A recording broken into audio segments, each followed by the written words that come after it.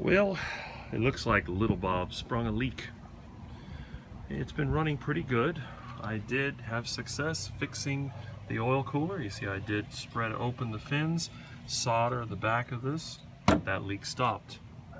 I was running it yesterday, and look at what happens. It's got oil coming out everywhere, all of a sudden. Now, if you're familiar with these machines, you know that they are very hard to work on. The inside of the machine is very compact. You have to be a bit of a contortionist to get in here. And finding a leak can be tricky. I don't see a lot of oil in this part of the machine, so it's got to be somewhere towards the rear. It seems to be leaking whenever the engine is running.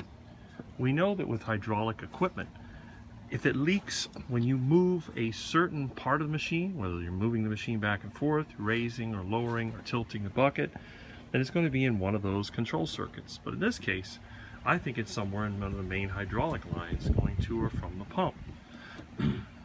If I start the engine, I can't hear the leak because of the noise it makes.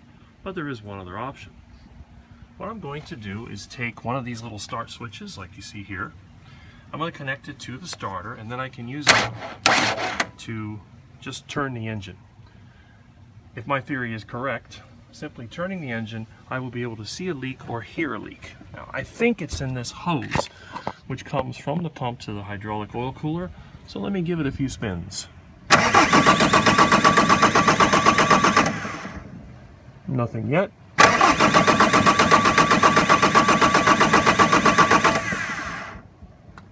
I don't see anything.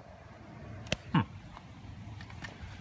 course, I could let it run for a little bit just by moving this relay. It's not hard to do.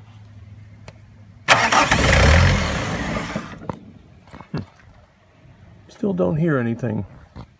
Try it again.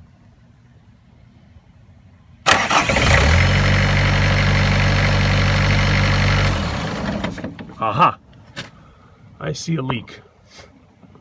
There's oil coming out of somewhere. I saw a squirt. So where is it leaking from? I see oil. Ah, there's the leak right there. It's coming out of this old hose. See? That's the leak. So it's this hose going up from the oil filter into the cooler.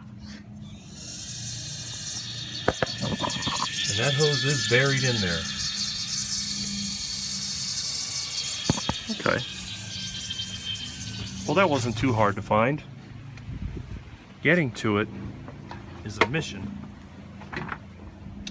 Obviously, we'll have to get inside the machine.